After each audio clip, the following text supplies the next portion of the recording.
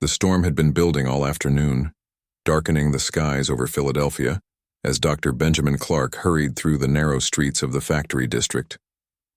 It was October 1895, and the autumn winds carried the scent of coal smoke and dampness through the crowded neighborhoods where immigrant families lived in cramped tenements. Benjamin had been practicing medicine for 12 years, ever since graduating from the University of Pennsylvania Medical School.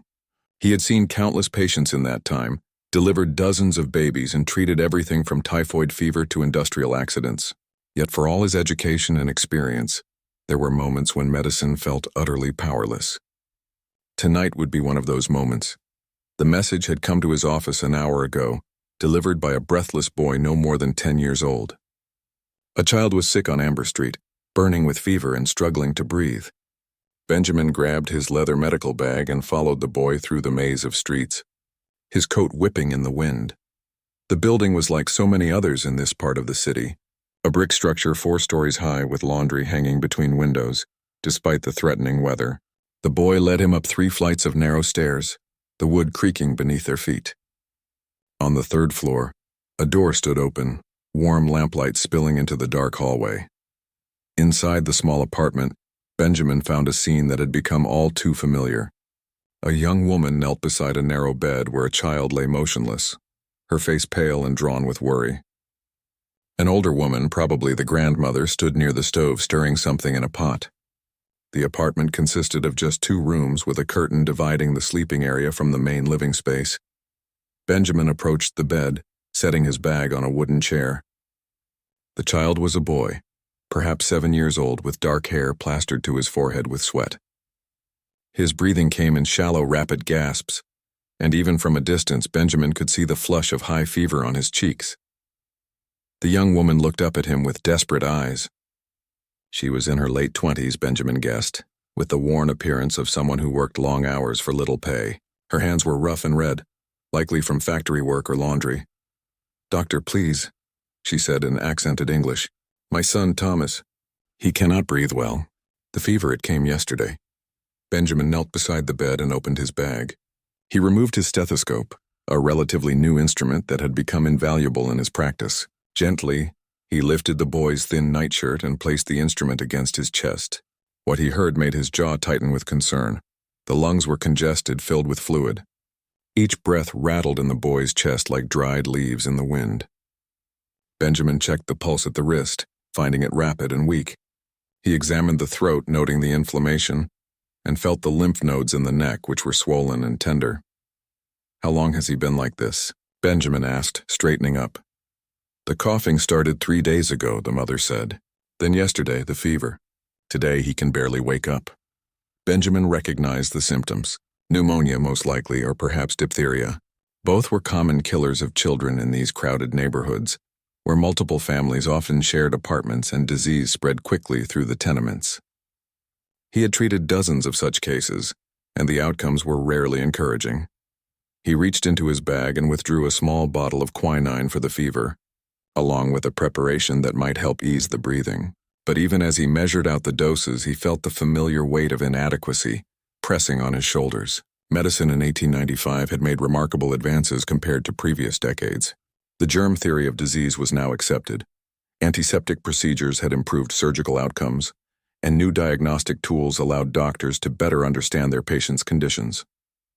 Yet when it came to treating diseases like pneumonia in children, especially those already weakened by poverty and malnutrition, the tools available remained frustratingly limited. "Give him this for the fever," Benjamin instructed, handing the mother a small bottle, 1 spoonful every 4 hours.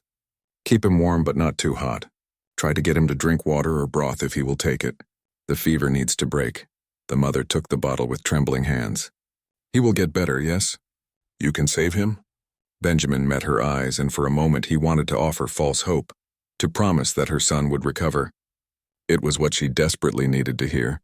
But he had learned early in his career that false hope could be crueler than honest assessment.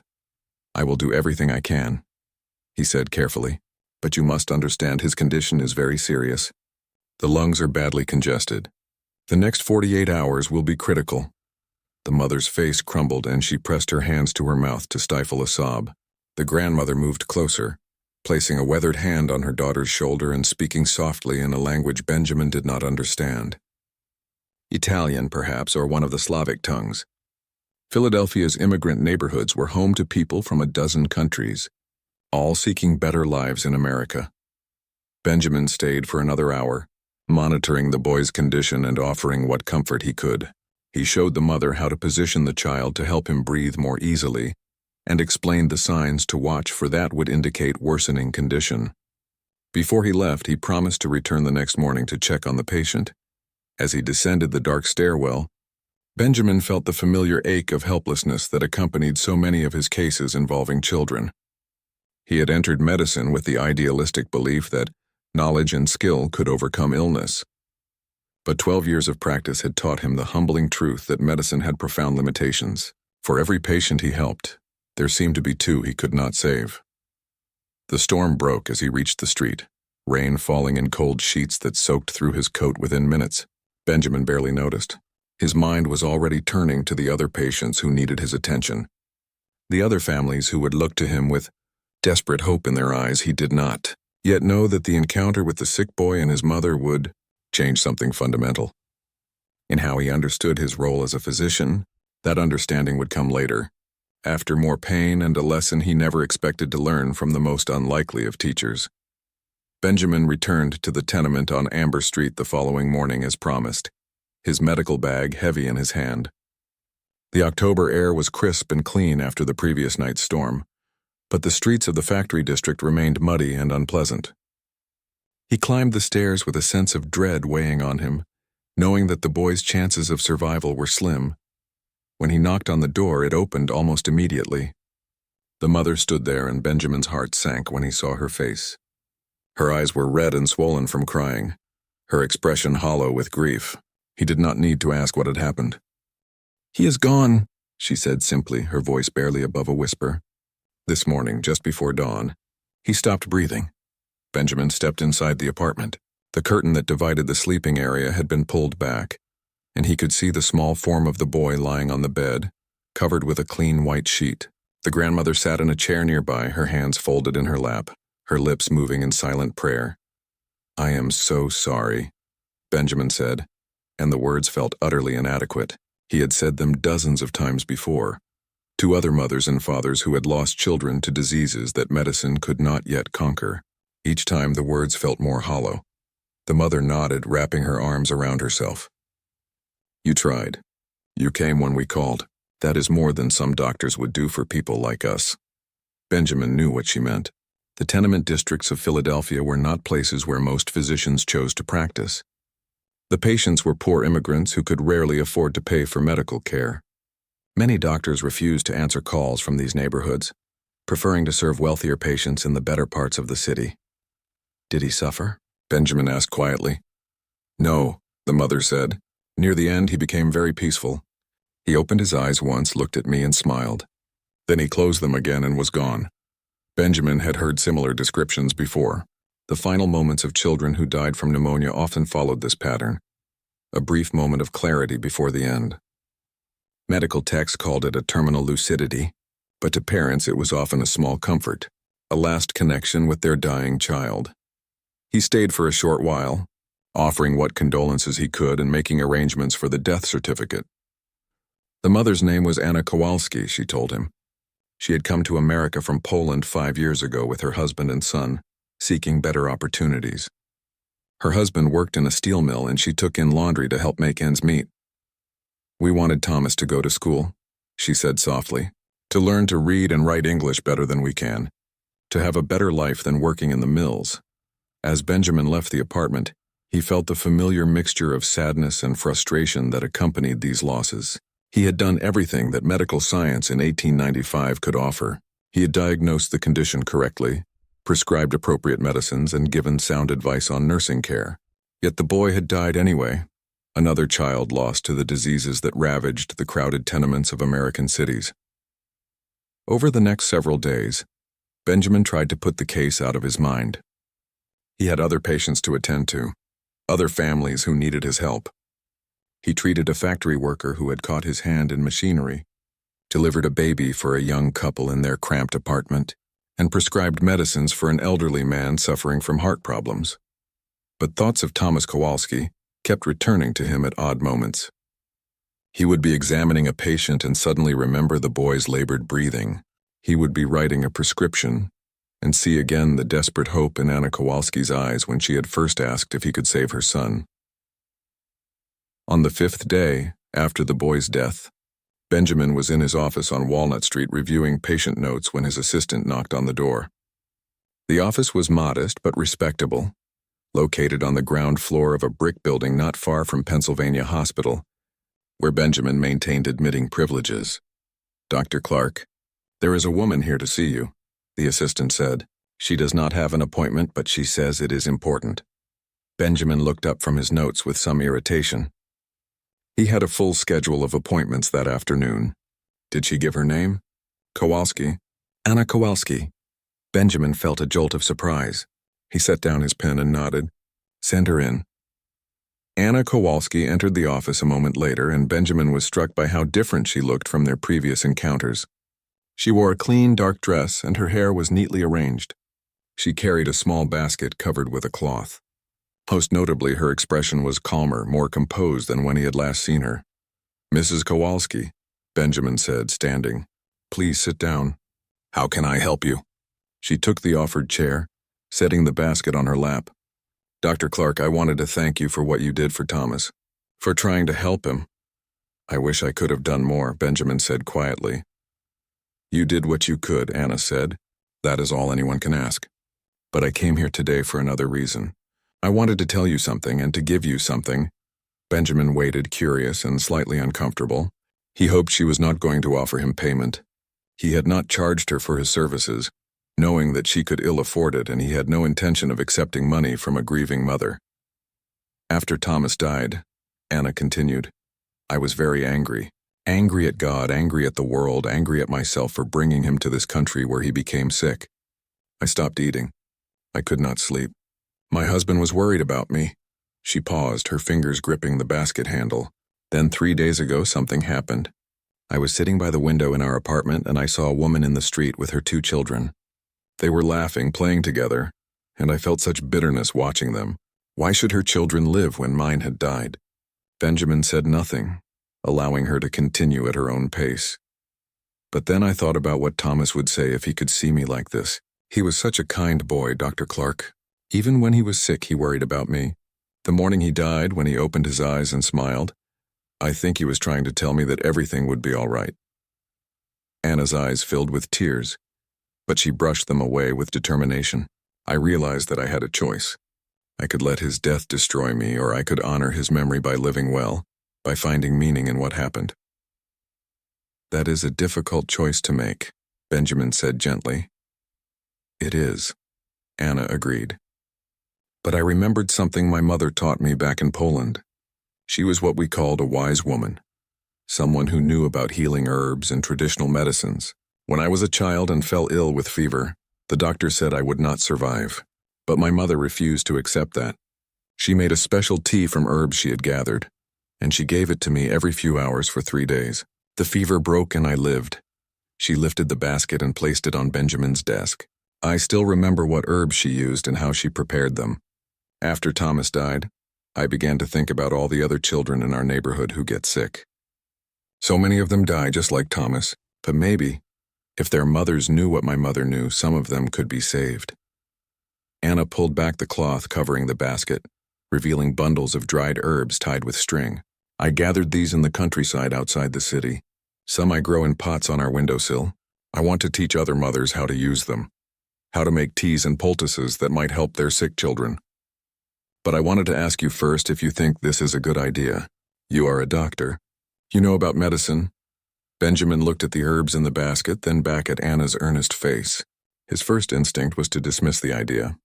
He had been trained in modern scientific medicine at one of the country's finest medical schools. He knew that the future of medicine lay in chemistry and laboratory science, not in folk remedies and traditional herbs. Yet he also knew that much of what he had learned in medical school had proven inadequate when faced with the realities of treating poor patients in crowded tenements. The medicines he prescribed were often too expensive for families like the Kowalskis to afford. The treatments available for childhood diseases were limited in their effectiveness, and he had lost far too many young patients despite his best efforts. "What you are describing," Benjamin said slowly, "is not what I learned in medical school. Modern medicine is based on scientific principles, on understanding how diseases work and developing specific treatments for them." Anna's face fell slightly, and he saw her start to reach for the basket as if to take it back.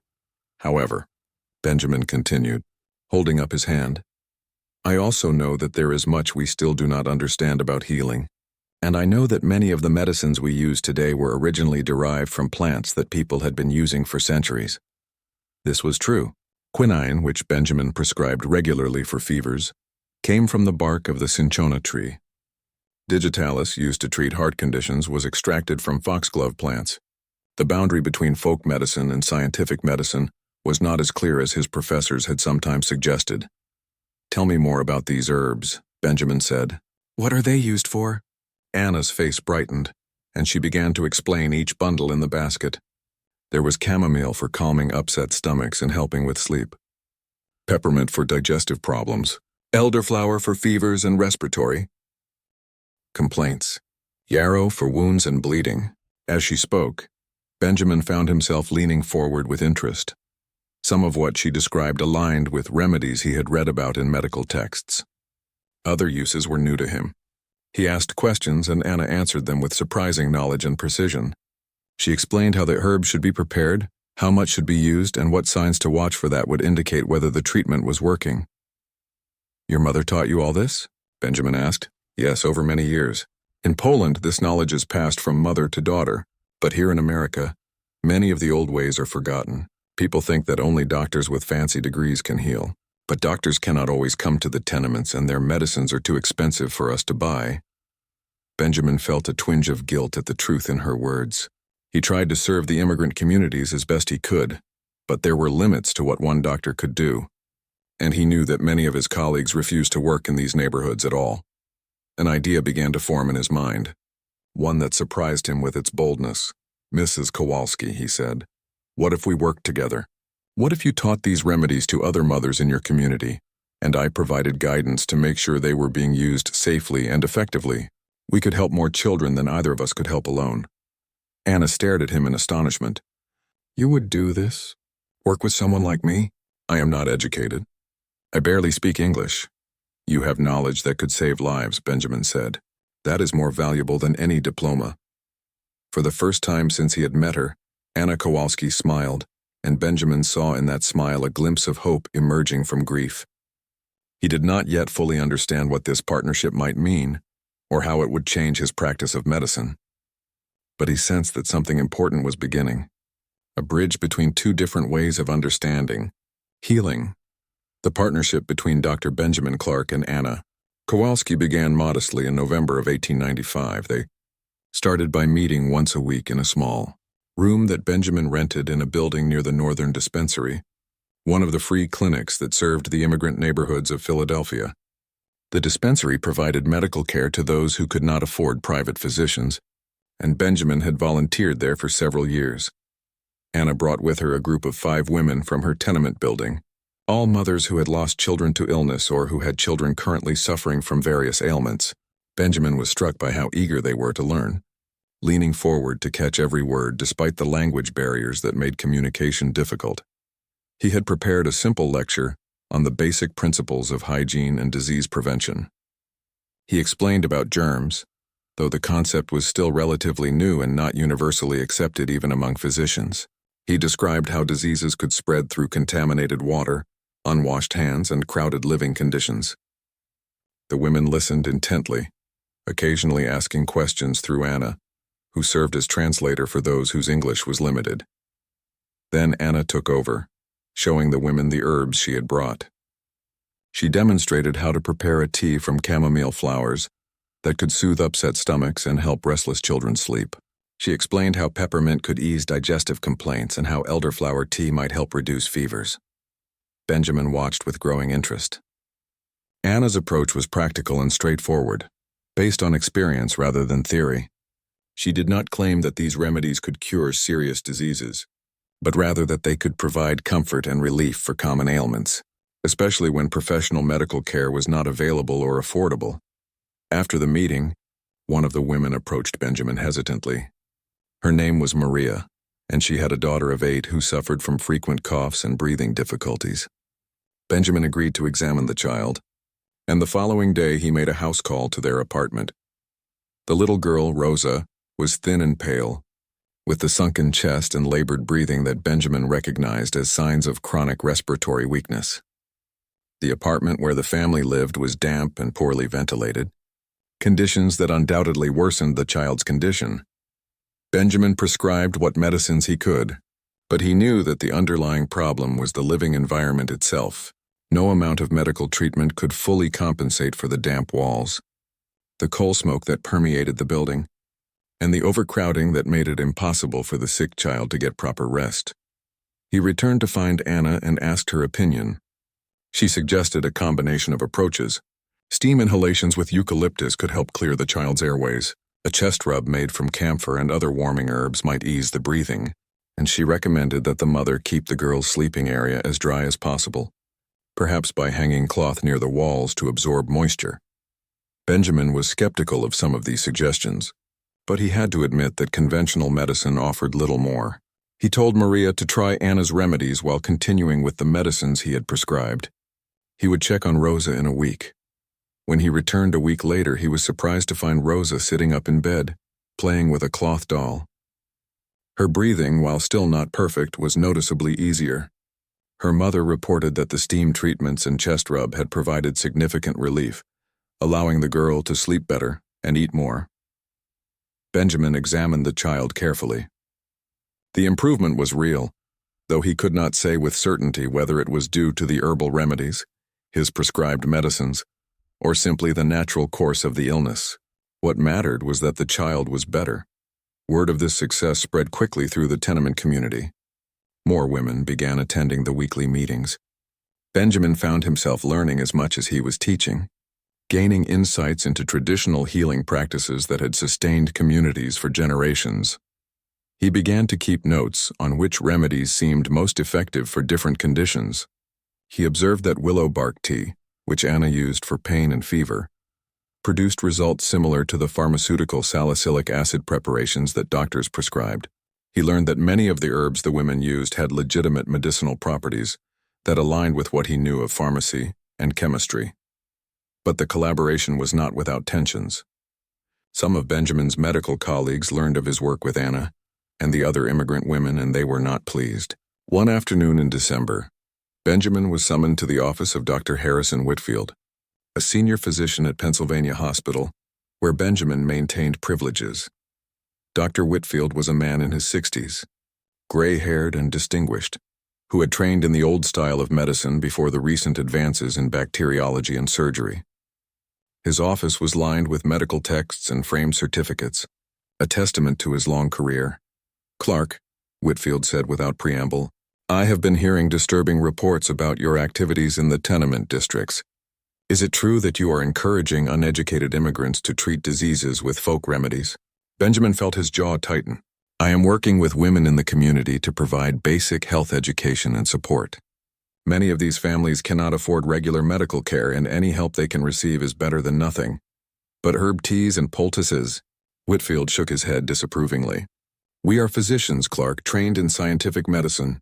What you are doing undermines the profession. It gives people false hope and encourages them to avoid seeking proper medical treatment. With respect, Dr. Whitfield, many of these people cannot access proper medical treatment even when they want it. The dispensaries are overwhelmed. Private physicians rarely answer calls from the tenement districts. These women are trying to care for their children as best they can with the resources available to them. Then we should work to expand access to professional medical care," Whitfield countered. "Not encourage superstitious practices that belong in the last century, not this modern age." Benjamin took a breath, trying to keep his voice calm. "Some of these traditional remedies have genuine medicinal value.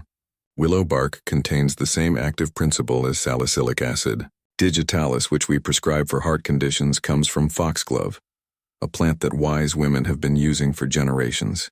The line between folk medicine and scientific medicine is not as clear as we sometimes pretend." Whitfield's expression hardened. Be careful, Clark. Your reputation in this community is important. Associating with uneducated immigrants and endorsing their primitive practices will not serve you well if you hope to build a respectable practice. The meeting ended tensely, and Benjamin left feeling frustrated and defensive.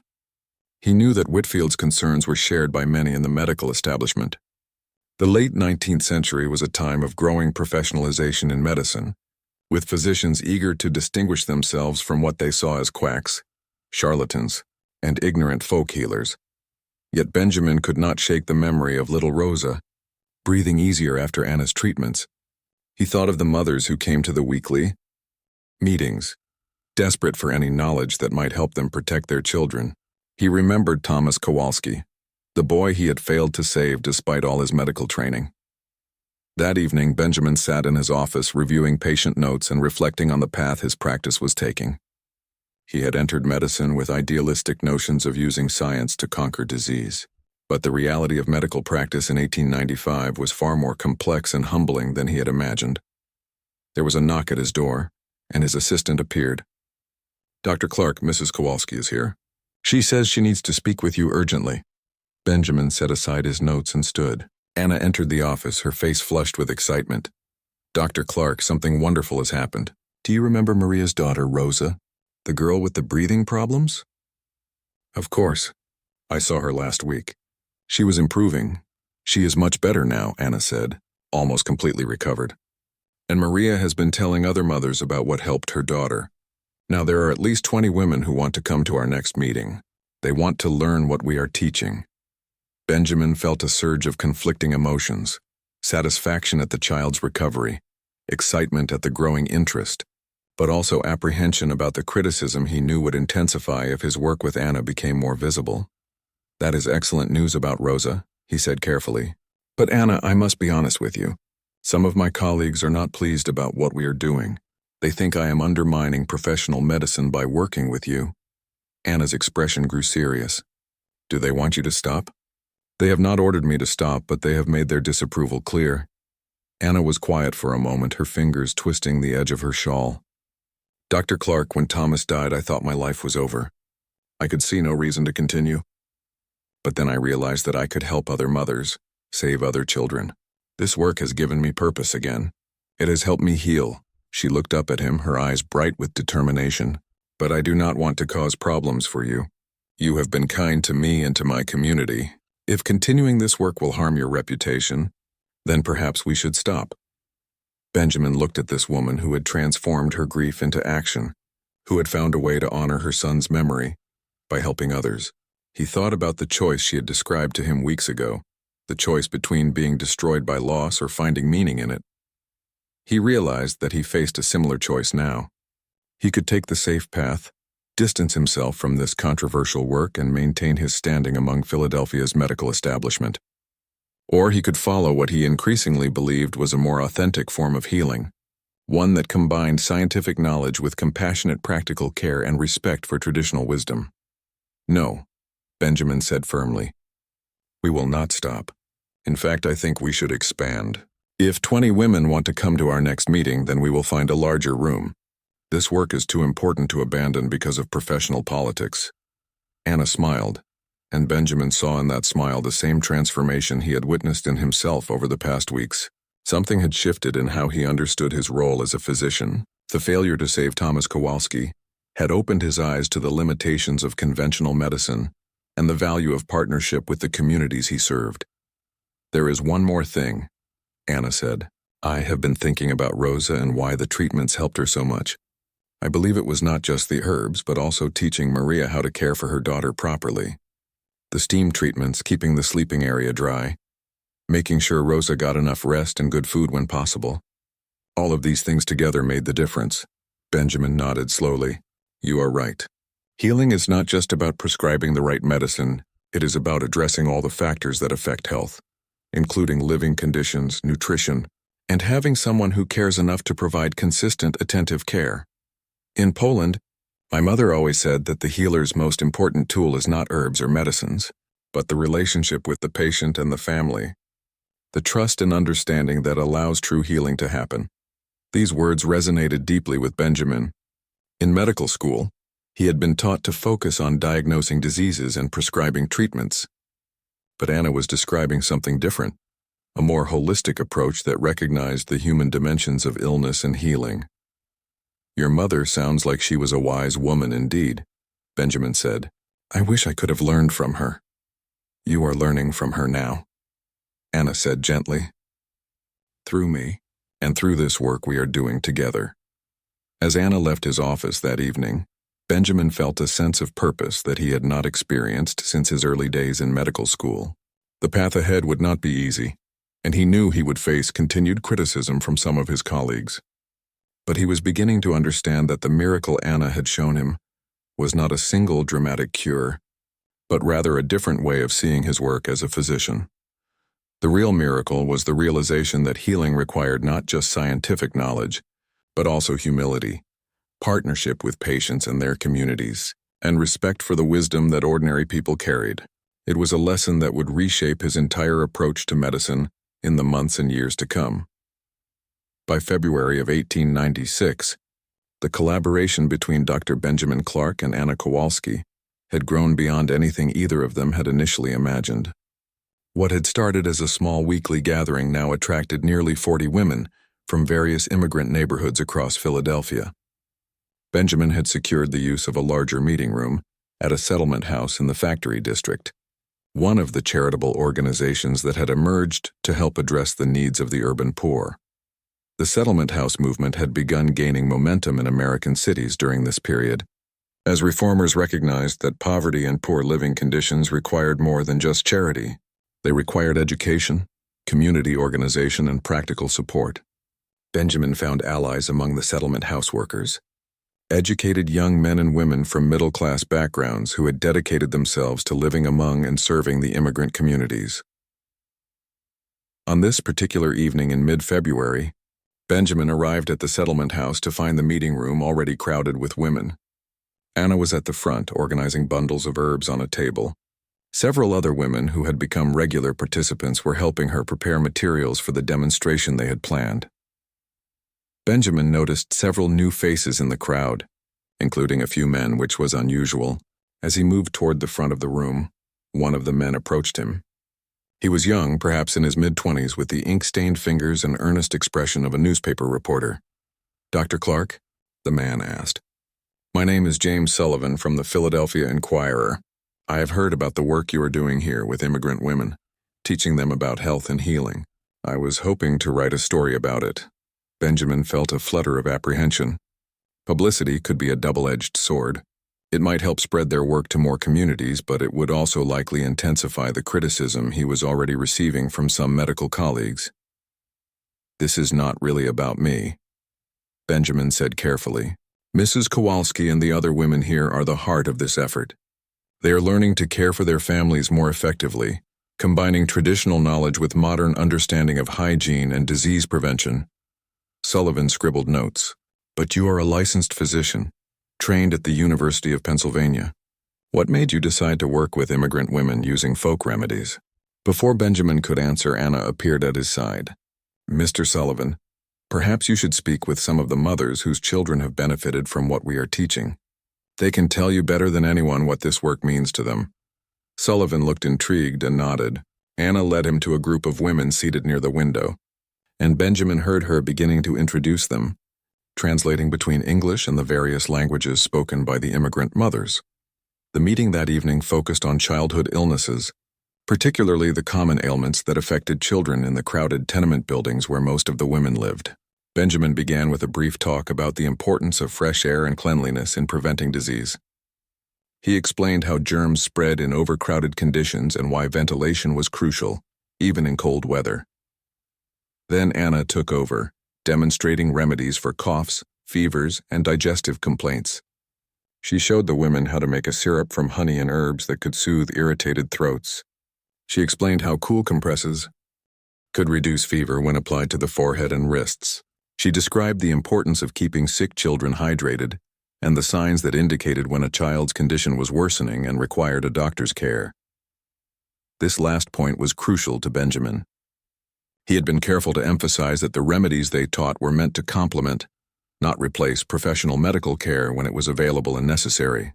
The goal was not to make these women believe they could cure all illnesses themselves, but rather to empower them with knowledge and practical skills that could help their families, especially in situations where immediate medical care was not accessible. After the formal presentation, the meeting broke into smaller groups. Women clustered around Anna and the other experienced mothers, asking specific questions about their own children's health issues. Benjamin moved among the groups, answering medical questions and observing the exchanges of knowledge and experience. He found himself talking with a woman named Sophia, whose infant daughter had been suffering from persistent digestive problems. The baby was failing to thrive, losing weight despite being breastfed regularly. Benjamin asked detailed questions about the mother's diet, the baby's symptoms, and the living conditions in their apartment. What emerged was a picture of extreme poverty and stress. Sophia worked long hours in a garment factory, while a neighbor watched the baby. She herself was malnourished, surviving primarily on bread and weak tea because she could not afford better food. The apartment where they lived was damp and cold, with poor ventilation and inadequate heat. Benjamin realized that no herbal remedy would solve this baby's problems. The root causes were poverty, malnutrition, and unhealthy living conditions. He felt the familiar frustration of confronting problems that medicine alone could not address. Anna, who had been listening to the conversation, spoke up. "Dr. Clark, perhaps some of us can help Sophia. We can take turns bringing her food, making sure she eats properly so she can feed her baby. And maybe we can find her a better place to live, somewhere warmer and drier." Sophia looked embarrassed. "I cannot accept charity. I work for what I have." "It is not charity," Anna said firmly. "It is neighbors helping neighbors. When my son was sick, people brought us food and helped with laundry. Now I help others. This is how we survive in this new country, by taking care of each other." Benjamin watched as several other women nodded in agreement and began discussing practical ways they could support Sophia. He was struck by the strength of the community these women had built, the networks of mutual aid that sustained them through hardship. The meeting concluded late that evening. As women filed out into the cold February night, many stopped to thank Benjamin and Anna. The reporter, Sullivan, approached Benjamin one more time before leaving. "Dr. Clark, this is remarkable work," Sullivan said. "I plan to write a very positive article about what you are doing here. The public should know about this kind of community medicine." Benjamin thanked him but felt uneasy. He wondered how his colleagues at Pennsylvania Hospital would react to a newspaper article praising his work with immigrant women and folk remedies. His concerns proved justified. The article appeared in the Philadelphia Inquirer 3 days later, under the headline, "Dr. Bridges Two Worlds, Physician Teams with Immigrant Mothers to Combat Child Mortality." The piece was generally positive, describing Benjamin as a forward-thinking doctor who recognized the value of combining scientific medicine with traditional healing knowledge.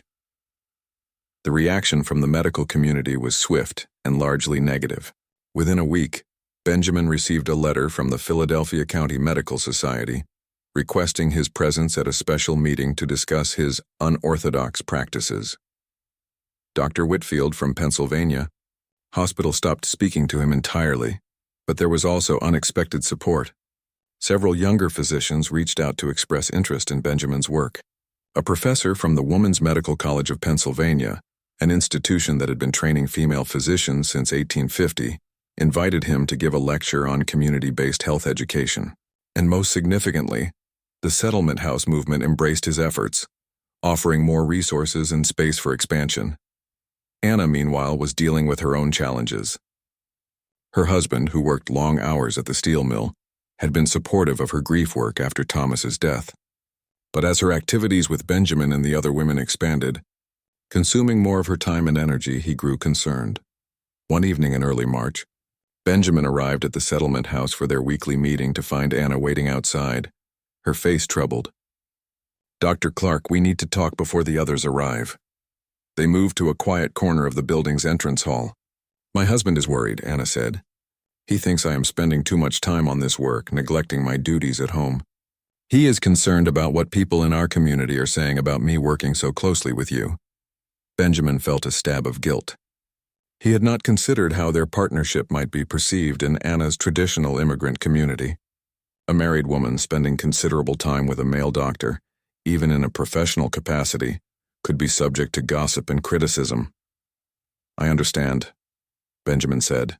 "Perhaps we should find ways to make this work less dependent on you personally. Train other women to take on leadership roles, so the burden does not fall so heavily on your shoulders." Anna looked relieved. "That is what I was thinking. There are several women who have learned much and could help teach others. Maria, whose daughter Rosa recovered, is very knowledgeable now, and there is Katerina, who was a midwife in Russia before coming here." They spent the next hour discussing how to restructure their efforts. Instead of one large weekly meeting led primarily by Benjamin and Anna, they would create smaller groups led by trained women in different neighborhoods. Benjamin would rotate among these groups, providing medical oversight and education, but the day-to-day work would be managed by women from within each community. This decentralization had an unexpected benefit. As the work spread to more neighborhoods and involved more leaders, it became more resilient and adaptive. Each group developed approaches that worked best for their specific community. Whether that was Polish immigrants in one district, Italian families in another, or the mixed populations in the areas near the docks. By late March, Benjamin estimated that they were reaching over 200 families across Philadelphia. He began keeping systematic records of the cases they encountered, noting which treatments seemed most effective and under what circumstances. He was building a body of practical knowledge that combined traditional remedies with medical science. One case in particular illustrated the power of their approach. A woman named Ruth brought her 5-year-old son to one of the neighborhood meetings. The boy David had a persistent skin condition that had resisted treatment. Benjamin examined him and recognized the symptoms of scabies, a parasitic infection common in crowded living conditions. The standard medical treatment involved sulfur ointments, which were expensive and often caused skin irritation. But one of the older women in the group, a grandmother from Hungary, suggested a different approach. She described a treatment using a paste made from specific herbs mixed with lard, which had been used in her village for generations to treat similar conditions. Benjamin was skeptical, but agreed to try it alongside basic hygiene measures. The woman prepared the paste and explained how to apply it. She also insisted that all of the boys' clothing and bedding be thoroughly washed in hot water, and that other family members be checked for signs of infection. 2 weeks later, David's mother reported that the skin condition had almost completely cleared. Benjamin examined the boy and confirmed the improvement. He asked the Hungarian grandmother to teach him exactly how she prepared the treatment, and he began to recommend it to other patients with similar conditions. This case, and others like it, began to shift Benjamin's understanding of the relationship between scientific medicine and traditional healing. He realized that these were not opposing systems, but rather complementary approaches that could inform and strengthen each other. In early April, Benjamin received an invitation that surprised him. The Philadelphia County Medical Society, the same organization that had been critical of his work, asked him to present at their annual conference on the topic of community health initiatives in immigrant populations. It seemed that despite ongoing controversy, there was growing recognition that his approach addressed real needs that conventional medical practice was failing to meet. Anna's reaction when he told her was characteristically practical. "Tell them about the mothers," she said. "Tell them about Sophia and her baby, and Rosa who could not breathe, and David with his skin condition. Tell them about what happens when you treat people not just as patients with diseases, but as human beings with lives and communities and wisdom of their own." Benjamin prepared his presentation carefully, knowing that he was walking a fine line. He needed to demonstrate the value of community-based health education without appearing to reject scientific medicine or endorse unproven remedies. He decided to frame the work in terms of public health, emphasizing prevention, education, and the importance of addressing the social conditions that affected health outcomes. The night before the conference, Benjamin sat in his office reviewing his notes. He thought back to that stormy October evening 6 months ago when he had climbed the stairs to a tenement apartment to treat a dying boy. He had failed to save Thomas Kowalski, but that failure had opened his eyes to a different understanding of what it meant to be a healer. Anna had shown him that the miracle was not in curing every disease or saving every patient. The miracle was in the relationships built, the knowledge shared, the communities strengthened, and the dignity restored to people who had been dismissed as ignorant or inferior. It was in the transformation of grief into purpose, and the recognition that healing was as much about empowerment and connection as it was about medicines and treatments. He did not yet know how his colleagues would respond to his presentation the next day, or whether his unconventional approach would ultimately be accepted or rejected by the medical establishment. But he knew that the work he and Anna had begun was too important to abandon, regardless of professional consequences. The real measure of success was not in the approval of the Philadelphia County Medical Society, but in the children who breathed easier, the mothers who felt empowered to care for their families, and the communities that had been strengthened through shared knowledge and mutual support.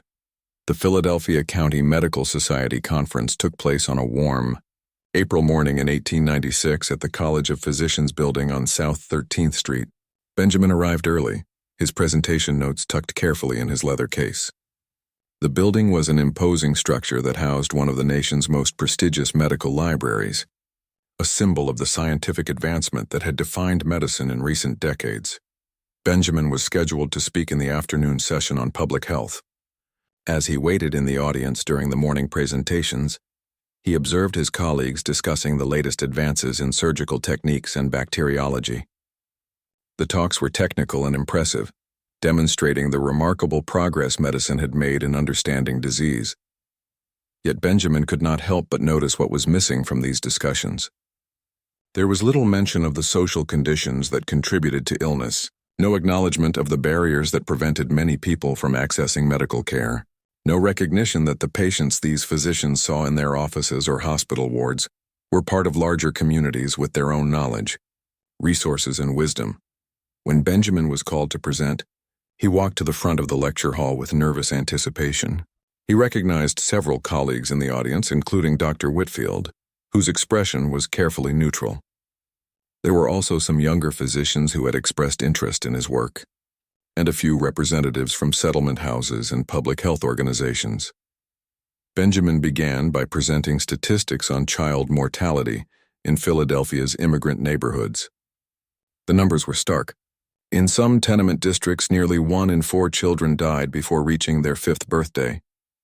The causes were familiar: pneumonia, diphtheria, typhoid fever, measles, and a host of other infectious diseases that thrived in conditions of poverty and overcrowding. "Gentlemen," Benjamin said, "we can diagnose these diseases accurately.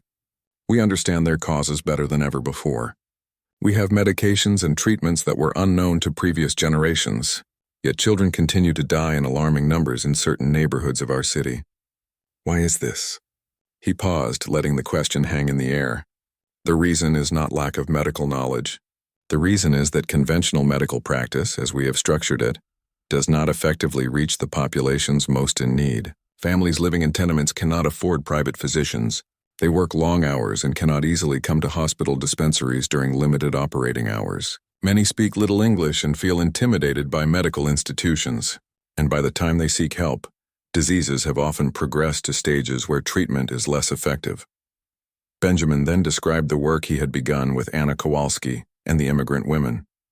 He explained how they had created a community-based education program that taught basic health principles, hygiene practices, and simple remedies that families could use to care for common ailments. He emphasized the importance of partnering with community members, rather than simply imposing medical authority from above. "These women are not replacing physicians," Benjamin stressed. "They are extending our reach into communities we have failed to serve effectively. They are providing first-line care and education that prevents minor problems from becoming major crises, and they are building trust that makes families more likely to seek professional medical help when it is truly needed." He presented several case studies, including Rosa with her breathing difficulties and David with his skin condition. He was careful to frame these successes in terms that his medical colleagues could understand and respect, emphasizing the combination of traditional knowledge with modern understanding of hygiene and disease prevention. The question period that followed was intense. Dr. Whitfield was the first to speak. "Dr. Clark, you present impressive results, but how can we be certain that these folk remedies are safe? How do we know that these untrained women are not doing more harm than good?" Benjamin had anticipated this question. I provide oversight and education to ensure safety. The women are taught to recognize warning signs that require professional medical attention. And many of the remedies they use have been employed for generations with good results. We should remember that much of our modern pharmacology derives from traditional plant-based medicines. Another physician asked about the economic implications. If we teach people to treat themselves, will that not reduce the demand for professional medical services? On the contrary, Benjamin responded, I have found that as families become more educated about health, they are more likely to seek professional care when appropriate. The goal is not to replace physicians, but to create a continuum of care that serves patients more effectively at all levels. A younger doctor, whom Benjamin recognized as a recent graduate from Jefferson Medical College, raised his hand. Dr. Clark, I find your approach fascinating. Have you considered that this model might be applicable beyond immigrant communities? There are many rural areas and small towns where access to medical care is also limited. Benjamin had not considered this broader application, but the idea intrigued him. You raise an excellent point. The principles of community-based health education could indeed be adapted to various settings where conventional medical practice fails to reach those in need. The session concluded with mixed reactions. Some colleagues remained skeptical, but others approached Benjamin afterward to discuss the work in more detail. Most significantly, a representative from the city's health department expressed interest in incorporating some of these community-based strategies into Philadelphia's public health initiatives. That evening, Benjamin met with Anna and several of the other women leaders at the settlement house to report on the conference. Anna was particularly interested in how the medical establishment had responded to the work. Some were critical, as expected, Benjamin said, but others seemed genuinely interested. I think we are beginning to change some minds about what effective healthcare can look like. One of the other women, Maria, spoke up. Dr. Clark, we are grateful for what you have done for us, teaching us and defending our work to the other doctors. But I want to tell you that we have learned something too. We have learned that our knowledge has value, that we are not just poor immigrants who need to be helped, but people who have something important to contribute. Benjamin welcomed the female physicians enthusiastically. He had come to believe that women doctors might be particularly effective in this work, as they faced their own struggles for acceptance in the medical profession, and might be more attuned to the challenges faced by immigrant women. In late May, Benjamin and Anna were invited to speak at a National Settlement House conference in Boston. The opportunity to share their work with reformers from across the country was exciting, but also daunting. Benjamin spent considerable time preparing, determined to present their collaboration as a model that could be replicated in other cities. The night before they were to leave for Boston, Anna came to Benjamin's office with news. Dr. Clark, I am expecting a baby. My husband and I just learned. The baby will come in the winter. Benjamin congratulated her warmly, but he also felt concern. Anna, this is wonderful news, but it means you will need to reduce your activities as your pregnancy progresses. We should make sure the other women leaders are fully prepared to continue the work without you. Anna nodded. I have been thinking about this. Perhaps it is time for me to step back from the leadership role. I can continue to participate and advise, but there are other women now who are ready to take on more responsibility. This work was never meant to depend on one person. Benjamin realized she was right. Their partnership had been essential in launching this initiative, but its long-term success depended on creating structures and training leaders who could sustain it independently. The trip to Boston was a revelation. Benjamin and Anna found themselves among hundreds of settlement house workers, public health nurses, social reformers, and progressive physicians, all working in various ways to address the health and social needs of urban poor populations. Their presentation was well received, and they were approached by numerous people interested in establishing similar programs in their own cities. One conversation particularly struck Benjamin. He met a young public health nurse from New York named Lillian Wald, who had established the Henry Street Settlement and was pioneering the concept of public health nursing. Wald described her vision of nurses who would go into homes and neighborhoods, providing not just medical care but also health education and connections to social services. What you and Mrs. Kowalski have created in Philadelphia is remarkable, Wald said. You have shown that effective healthcare must be rooted in communities, and must honor the knowledge and dignity of the people being served. This is the future of public health. Benjamin returned to Philadelphia energized but also reflective. He thought about the journey that had brought him to this point, starting with that October evening 8 months ago when he had failed to save a dying child. That failure had felt like an ending, but it had actually been a beginning. Anna had shown him the miracle, though not in the way he might have expected. She had not revealed some secret cure or supernatural intervention. Instead, she had demonstrated that healing extended far beyond the physician's examination room. It involved communities caring for themselves and each other, traditional wisdom informing modern practice, and most importantly, relationships of mutual respect and shared purpose. In June, Benjamin was offered a position teaching community medicine at the Women's Medical College. The position would allow him to continue his work in the immigrant neighborhoods while training future physicians, particularly female doctors, in approaches that combined medical science with community partnership and respect for traditional knowledge. He accepted the position immediately. It felt like a validation of the path he had chosen, despite the criticism and controversy that had accompanied it. As summer arrived in Philadelphia, Benjamin found himself reflecting on how much had changed in less than a year. The weekly meetings in tenement neighborhoods now reached over 300 families. A small network of trained women leaders provided ongoing health education and support in various immigrant communities. Several younger physicians had joined the effort, bringing energy and enthusiasm. The city health department had incorporated elements of their community-based approach into its public health programs. Most importantly, Benjamin had fundamentally changed how he understood his role as a physician. He was no longer simply a dispenser of diagnoses and treatments, but rather a partner in the ongoing work of creating healthier communities. He had learned to combine the scientific knowledge of modern medicine with humility about its limitations, respect for traditional healing wisdom, and recognition that the people he served possessed valuable knowledge and resources of their own.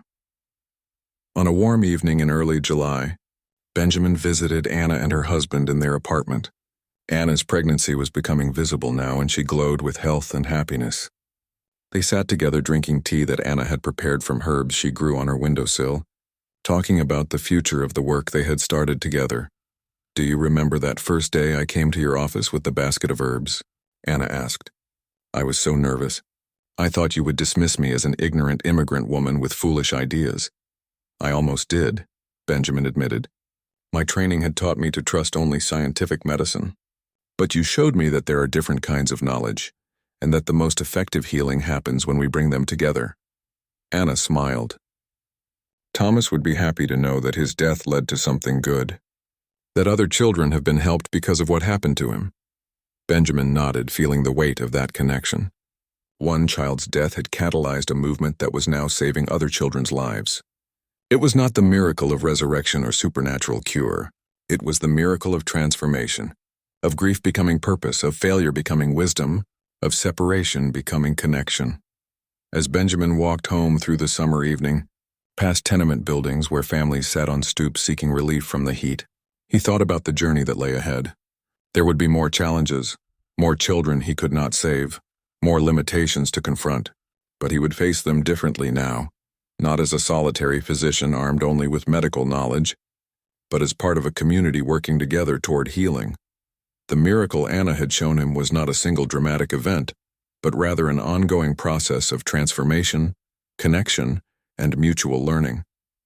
It was the miracle of recognizing that healing required not just treating diseases, but honoring the humanity, dignity, and wisdom of every person, regardless of their social status or education. And it was a miracle that would continue to unfold in the months and years ahead, touching countless lives in ways that neither Benjamin nor Anna could fully anticipate.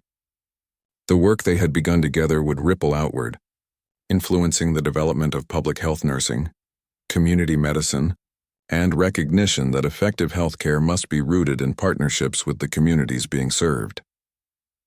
The winter of 1896 brought heavy snows to Philadelphia, blanketing the city in white and transforming the crowded tenement districts into a landscape of stark beauty and harsh reality. The cold weather intensified the health challenges faced by immigrant families living in poorly heated apartments, and the community health workers trained by Benjamin and Anna found themselves busier than ever. On a frigid January morning, Benjamin was making rounds in one of the tenement neighborhoods when he encountered a familiar face. It was Maria, Rosa's mother, hurrying through the snow-covered streets with a basket over her arm. "Dr. Clark," she called out. "I was just thinking about you. Mrs. Kowalski had her baby last night. A boy, healthy and strong. She asked me to tell you if I saw you." Benjamin felt a surge of joy. "That is wonderful news. How is Anna doing?" "Very well. Tired but happy. She wants you to come visit when you have time." That afternoon, Benjamin made his way to the Kowalski apartment, climbing the familiar stairs with a sense of anticipation. Anna's husband, Joseph, opened the door with a proud smile and led Benjamin to where Anna sat in a rocking chair near the window, wrapped in blankets and holding a tiny bundle. "Dr. Clark," Anna said, her face glowing despite the evident exhaustion of new motherhood. "Meet my son. We have named him Thomas after his brother." Benjamin looked down at the infant, so small and perfect, and felt his throat tighten with emotion. The name was a tribute, a way of honoring the child whose death had catalyzed so much change. It was a gesture both heartbreaking and hopeful, acknowledging loss while embracing new life. "He is beautiful," Benjamin said softly, "and the name is fitting. Your first Thomas's legacy lives on in the work we do and now in this new life." Anna looked down at her baby with tender intensity. "I think about my first Thomas every day. The pain of losing him will never completely go away, but I have learned that grief and joy can exist together, that we can honor those we have lost by how we choose to live." Benjamin sat down in the chair Joseph offered him. "You have taught me so much, Anna. When I first became a doctor, I thought success meant saving every patient, curing every disease. I saw failures as personal defeats. But you showed me that healing is about more than just medical outcomes. It is about dignity, connection, empowerment, and finding meaning even in loss." "You were ready to learn," Anna replied. "Some doctors would never have listened to an immigrant woman with no formal education. You had the courage to admit that your training, as valuable as it was, did not have all the answers." They talked for a while about the community health programs, which continued to expand despite Anna's reduced involvement during her pregnancy. The network of trained women leaders had proven remarkably capable, adapting the approaches to the specific needs of their neighborhoods. Benjamin's teaching position at the Women's Medical College had allowed him to train medical students in community-based healthcare, ensuring that future generations of physicians would understand the importance of partnership with the communities they served. "There is something I want to show you," Anna said. She carefully handed baby Thomas to her husband and reached for a folder that lay on the table beside her chair. "Some of the women have been keeping records of the cases we have helped with. I thought you might want to see them." Benjamin took the folder and opened it. Inside were dozens of handwritten pages, some in English, others in Polish, Italian, Russian, and other languages.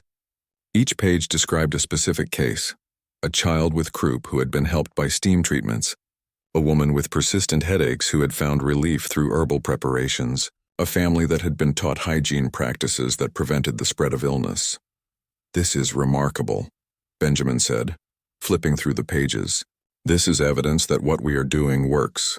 These stories, documented by the women themselves, show the real impact of community-based health education. "I thought perhaps you could use them in your teaching," Anna suggested, "to show your students that medicine is not just what happens in hospitals and doctors' offices. It is also what happens in homes and neighborhoods when people have knowledge and support." Benjamin knew that these records would be invaluable. They provided documentation that could help validate community-based approaches to healthcare and demonstrate their effectiveness to skeptical colleagues. Over the following weeks, Benjamin began organizing the material Anna had given him. He supplemented it with his own observations and medical notes, creating a comprehensive record of nearly 2 years of community health work. He decided to prepare a detailed report that could be published in a medical journal, contributing to the growing literature on public health and preventive medicine. In March, Benjamin was invited to speak at the American Medical Association's annual meeting in Philadelphia. The opportunity to present their work to a national audience of physicians was both exciting and nerve-wracking. He knew that many traditionalists in the medical profession remained skeptical of community-based approaches and anything that smacked of folk medicine. He prepared meticulously, framing the work in terms of public health outcomes and cost-effectiveness. He presented statistics showing reduced child mortality rates in neighborhoods where the health education programs operated. He described the economic benefits of preventive care and early intervention. And he emphasized that community health workers complemented rather than replaced professional medical services. The presentation was well received by a significant portion of the audience, particularly younger physicians and those involved in public health work. But there was also vocal opposition from some quarters. One prominent surgeon stood up during the question period and declared that encouraging laypeople to treat illnesses was dangerous and unprofessional. Benjamin responded calmly, "With respect, sir, these women are not treating complex medical conditions. They are providing basic care for common ailments, health education, and importantly, they are trained to recognize when professional medical intervention is needed. In fact, our data shows that families involved in these programs are more likely to seek timely medical care for serious conditions, not less." Another physician asked about the herbal remedies that were part of the program. "How can we be certain these folk medicines are safe and effective?" "Many traditional remedies have been used safely for generations," Benjamin explained. "And modern pharmacology has validated the medicinal properties of numerous plants that were first used in traditional healing. We provide oversight to ensure safety, and we focus on remedies with established track records. We also educate about proper dosing and potential interactions with pharmaceutical medicines." The debate continued for some time, reflecting the broader tensions in American medicine at the turn of the century. The profession was becoming increasingly scientific and professional, eager to distinguish itself from folk healers and patent medicine salesmen. Yet this same professionalization risked creating distance between physicians and the communities they served, particularly poor and immigrant populations. After the presentation, several physicians approached Benjamin privately to express support. One was a doctor from Chicago who was working with Italian immigrant communities. Another was involved in establishing health clinics in rural Tennessee. They all faced similar challenges: populations with limited access to conventional medical care, diverse healing traditions, and the need to build trust and partnership rather than simply imposing medical authority. "What you have accomplished in Philadelphia could serve as a model for the rest of the country," the Chicago physician said. "We need more documentation of these approaches, more evidence that they work. Perhaps we should form a network of physicians doing similar work to share knowledge and support each other." The idea appealed to Benjamin. Isolation had been one of the challenges of his work. Having colleagues who understood and supported community-based medicine would be valuable both personally and professionally. In May, Benjamin received news that brought both pride and a touch of sadness.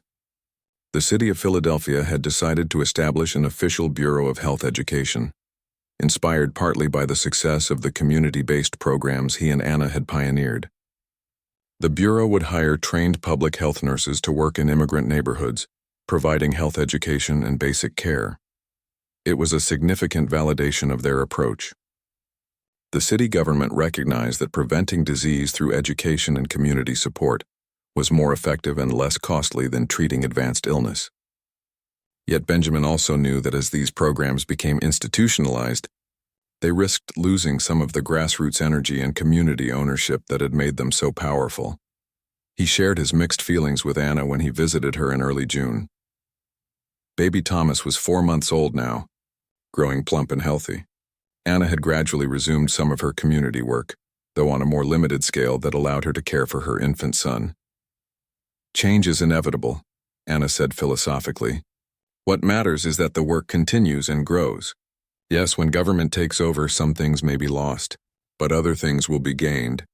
More resources, more reach, more stability. We planted seeds, Dr. Clark. Now they are growing in ways we could not have predicted or controlled." "You are wise beyond your years," Benjamin said with a smile. "I am wise because of my years," Anna corrected him. "The years of struggle, of loss, of learning to survive in a strange country. This is the wisdom that immigrant women carry. Not the wisdom of books and universities, but the wisdom of experience and endurance." As summer arrived, Benjamin reflected on the journey that had begun nearly 2 years earlier, with the death of a child he could not save. That loss had shattered his confidence in conventional medicine and opened him to learning from unexpected sources. Anna Kowalski, a grieving immigrant mother, had become his teacher, showing him that true healing extended far beyond the physician's examination room. The miracle she had shown him was not a supernatural intervention or a secret cure. It was the miracle of human resilience, of communities caring for themselves and each other, of different forms of knowledge coming together to create something more powerful than either could be alone. It was the miracle of transformation, grief becoming purpose, failure becoming wisdom, division becoming partnership. On a warm evening in late July, a gathering was held at the settlement house to celebrate the 2-year anniversary of the community health programs. Over 100 people attended, immigrant mothers who had participated in the education sessions, community leaders, settlement house workers, several physicians who had joined the effort, and representatives from the city health department. Benjamin stood before the crowd and spoke about the journey they had traveled together. When I first became a doctor, I believed that healing came from medical knowledge and scientific training. I saw patients as people who needed my expertise, and I measured success by how many I could cure. But I learned from all of you that healing is not something one person does to another. It is something we do together as communities, honoring both scientific knowledge and traditional wisdom, combining professional expertise with the lived experience of ordinary people. He gestured to Anna, who sat in the front row with baby Thomas asleep in her arms. Mrs. Kowalski came to me 2 years ago with a basket of herbs and a proposal that I work with immigrant women to teach health practices. I almost dismissed her. My training had not prepared me to value what she knew. But she persisted, and she showed me a different way of understanding medicine. She showed me that the miracle of healing happens not in isolation but in connection. Not through domination but through partnership. Not by forgetting traditional wisdom but by honoring it alongside modern science. Anna stood, carefully handing baby Thomas to her husband, and moved to stand beside Benjamin. "Dr. Clark gives me too much credit," she said. "I came to him because I was drowning in grief and needed to find meaning in my son's death. He listened when he did not have to. He learned when he could have simply dismissed me. Together, we discovered that healing requires both head and heart, both science and humanity." She paused, looking out at the diverse crowd. "Everyone in this room has contributed to what we have built. The mothers who came to learn and then taught others. The doctors who were brave enough to try new approaches. The settlement house workers who provided space and support. The city officials who recognized the value of this work. We are all healers in different ways, and together, we have saved lives and strengthened our communities." The applause that followed was warm and sustained. Benjamin looked around the room at the faces representing so many different backgrounds and experiences, all united in the common cause of creating healthier communities. This was the legacy of Thomas Kowalski, the child he had failed to save. This was the miracle, not resurrection, but transformation. Not one life preserved, but many lives touched and changed. In the months and years that followed, the community health model pioneered in Philadelphia would spread to other cities. Benjamin would continue teaching at the Women's Medical College, training generations of physicians in approaches that combined scientific medicine with community partnership. Anna would remain active in health education while raising her growing family. The networks of community health workers would evolve and adapt, eventually becoming integrated into public health systems. But on that warm July evening in 1897, as Benjamin stood in a crowded settlement house surrounded by people whose lives had intersected with his own in unexpected ways, he understood that he had experienced the most profound lesson of his medical career. He had learned that a doctor's greatest failures could become doorways to deeper wisdom, that the people he served often had as much to teach him as he had to teach them, that healing was not just about treating diseases but about honoring human dignity, building community and finding meaning even in loss. Anna had shown him the miracle, not through supernatural intervention, but through the very human acts of perseverance, connection, and transformation. She had taken the unbearable pain of losing her child and alchemized it into something that gave life and hope to others. In doing so, she had taught Benjamin and countless others that the most powerful medicine is not found in prescription bottles or surgical procedures, but in the courage to turn toward suffering rather than away from it, to build bridges rather than walls, and to recognize that healing happens not in isolation, but in the sacred space of human connection. As the gathering concluded, and people began to disperse into the summer evening, Benjamin walked with Anna and her family through the streets of the neighborhood that had become so familiar to him. Children played in the streets despite the late hour, their laughter carrying on the warm air. Families sat on stoops and steps seeking relief from the heat of the crowded apartments. It was a scene of ordinary life, made extraordinary by the knowledge that so many of these families had been touched by the work that began with one doctor's failure and one mother's determination to find meaning in grief. Do you ever think about what your first Thomas would say if he could see what came from his death? Benjamin asked quietly. Anna looked down at the baby sleeping in her arms, then up at the tenement windows glowing with lamplight. I think he would be proud. Not because anything can make his death worthwhile. No good outcome can do that. But because we chose to let his death mean something. We chose transformation over despair, connection over isolation, hope over bitterness. That is the only miracle we have, Dr. Clark. The miracle of choice. The choice to find light even in the deepest darkness. Benjamin nodded, understanding that this was the final lesson, the ultimate teaching that this collaboration had revealed. Healing was not about preventing all suffering or saving every life. It was about facing suffering with courage, learning from failure, honoring both science and wisdom, and choosing again and again to build connections that make communities stronger and lives more meaningful. As he walked home through the summer evening, Benjamin carried with him a profound sense of gratitude. He had entered medicine hoping to conquer disease through scientific knowledge. Instead, he had learned that the deepest healing happens in the space between people, in the humble recognition that we are all teachers and students, healers and wounded, bound together in the great human project of caring for one another. Anna Kowalski, an uneducated immigrant woman grieving her lost child, had shown him the miracle that was always there, waiting to be recognized, the miracle of human connection, community resilience, and the transformative power of turning pain into purpose. And in the tenement apartments of Philadelphia, in the homes of Polish and Italian and Russian and Irish families, in the communities that had embraced the health education programs, children slept peacefully while their mothers watched over them with knowledge and confidence, born from the partnership between science and tradition, between professional expertise and community wisdom. This was Thomas Kowalski's true memorial. Not a stone monument, but living children, empowered families, and a vision of medicine that honored the full humanity of everyone it touched. The work would continue long after Benjamin Clark and Anna Kowalski were gone, evolving with changing times but rooted in the fundamental truth they had discovered together, that healing requires not just technical skill, but humility, partnership, respect for diverse forms of knowledge, and above all, the willingness to be transformed by those we serve. This was the miracle, simple and profound, that a grieving mother had shown a failing doctor on a cold October night in 1895, and that would echo through generations of caregivers and communities yet to come.